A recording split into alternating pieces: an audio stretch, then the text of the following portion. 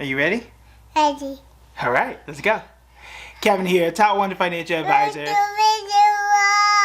and best-selling author. We are here to talk about the stock market. Today we're going to take it back to basics. I'm going to give you 3 reasons why index funds are one of the best investments you can make and why it should be a cornerstone of your portfolio. All right, let's go ahead and get into it. What is an index fund? An index fund is an investment that allows you to invest in multiple stocks all in one easy to manage package. The way that I like to look at it is if investing in one stock is buying one team, then investing in an index fund is going to be buying the entire league. So I am a Lakers fan. If I were buying one stock, I would buy the Lakers because duh.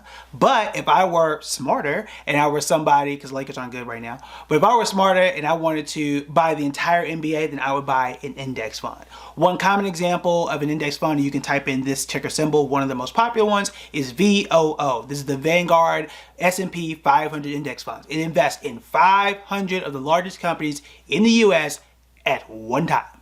That's it. You don't have to go through and pick out which ones are going to be the best. Which brings me to point number 1. Index funds are diversified.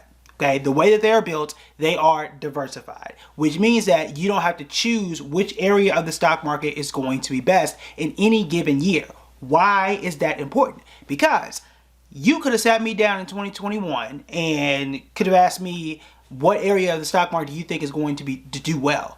I think me and everybody else would have said banks, first off, but also tech, because tech had been doing well for most of my existence.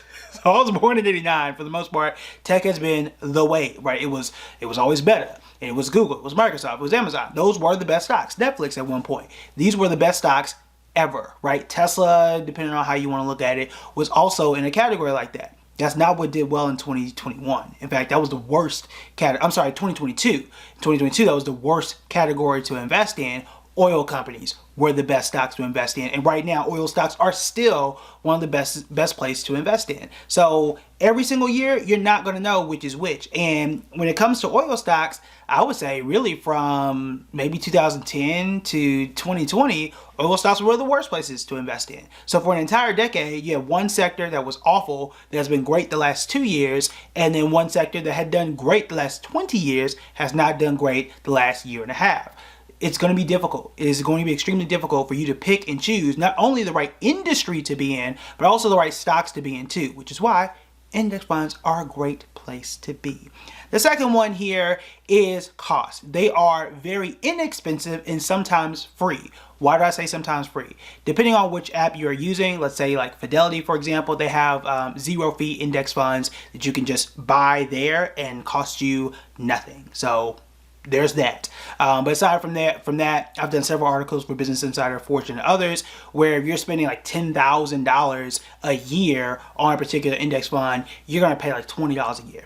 You invested $10,000, you're paying $20. Very inexpensive. This is important because there are a lot of niche investment products out there that you may see on TikTok about free retirement income and all of these insurance annuities and all this like really complex life insurance type stuff that are extremely expensive. They're going to cost you well over $20 a month, or I'm sorry, $20 a year to invest in some of those products. So yeah, some of that stuff is out there, but they're really not telling you all of the fees. Index funds very straight up and forward on what they're charging you. In fact, I want to say about 3 weeks ago, we did a video for our members where I actually showed you the website where you can see how much each fund costs you, and you can compare those straight up depending on how much money you're putting in. So if you're putting in $5,000, how much is it going to cost you per year? So all of the information is available for you. So it's diversified, it's inexpensive, and the last point here is you're going to beat the vast majority of investors.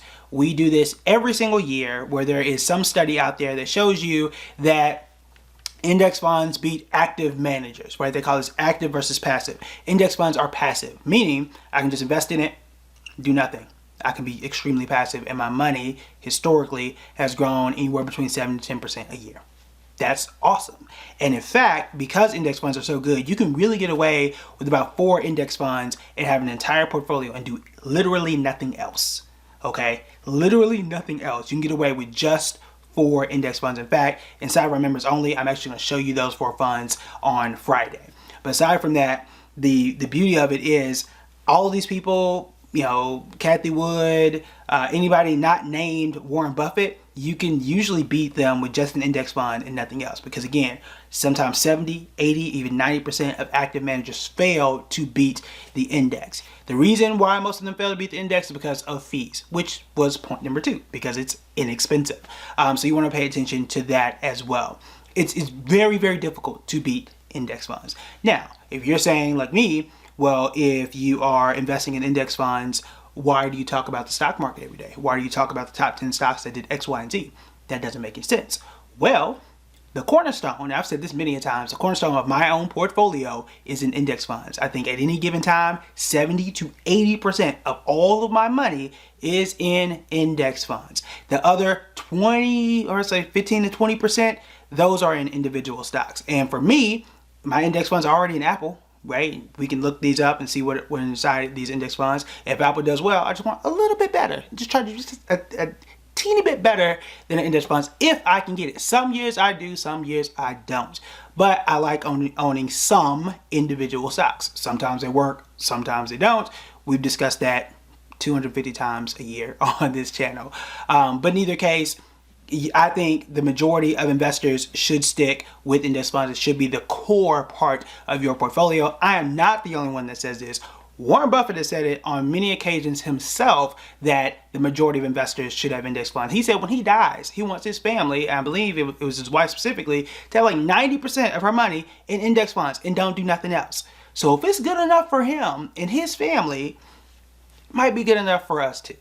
All right, that is it for us today. If you like this style, this format of this video, let me know in the comments below. My name is Kevin Matthews. I am the founder and CEO of Building Bread, this here channel, these here books. I don't know if they're in frame or not, and everything in between. So I will talk to you later. As always, make sure that you hit the link below for our members only, where we do exclusive videos each and every week. All right, that's it for me. Talk to you later. Bye.